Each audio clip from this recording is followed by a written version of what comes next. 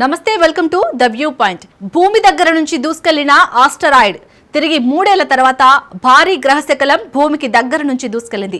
సోమవారం మధ్యాహ్నం 3:16 సమయంలో ఆస్టరాయిడ్ 2025 ఎన్జే భూమి కక్షకు చాలా దగ్గరగా వెళ్లిందని అమెరికా అంతరిక్ష పరిశోధనా సంస్థ నాసా తెలిపింది.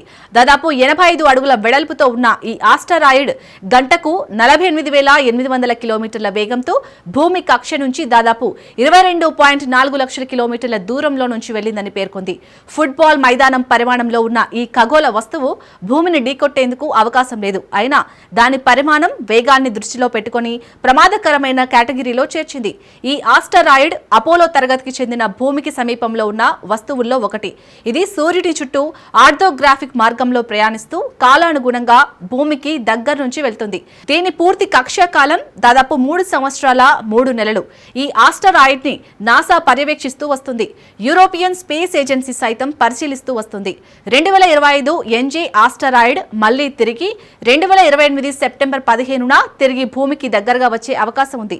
ప్రస్తుతం ఈ ఆస్టరాయిడ్ భూమి నుంచి దాదాపు 22 లక్షల కిలోమీటర్ల దూరం నుంచి వెళ్తున్నా ఇలాంటి వాటిపై నిరంతరం నిఘా వేయాల్సిందేనని నాసా శాస్త్రవేత్తలు పేర్కొంటున్నారు. నాసాతో పాటు ప్రపంచవ్యాప్తంగా పలు అంతరిక్ష పరిశోధనా సంస్థలు భూమికి దగ్గరగా వచ్చే ఖగోళ వస్తువులను పరిశీలిస్తున్నాయి.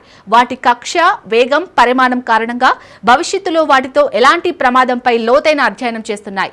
ఈ గ్రహశకలాలు కూడా అటెన్ తరగతికి చెందినవి. ఇవి తరచుగా భూమి కక్షను దాటి వెళ్తుంటాయి. అటెన్ అనేది భూమికి దగ్గరగా ఉన్న కక్షలో తిరిగే గ్రహశకలాల సమూహం. శాస్త్రవేత్తలు అలాంటి గ్రహశకలాలపై ప్రత్యేక దృష్టి సారిస్తూ ఉంటారు. ఎందుకంటే వాటి కక్షలో స్వల్ప మార్పు జరిగినా భవిష్యత్తులో సవాల్గా మారుతుంది. ఈ క్రమంలో ఆస్టరాయిడ్స్ కదలికలను గమనించడం అవసరమని శాస్త్రవేత్తలు పేర్కొంటున్నారు.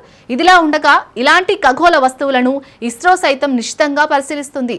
ఇస్రో, నాసా, ఈసా, జాక్సా సంస్థలు ఆస్టరాయిడ్ ట్రాకింగ్ ను మెరుగుపరిచేందుకు కలిసి పనిచేస్తున్నాయి. ఇస్రో ఒక ఆస్టరాయిడ్ పై దిగి దాని నిర్మాణాన్ని అధ్యయనం చేసే మిషన్ కూడా భవిష్యత్తులో చేపట్టబోతోంది.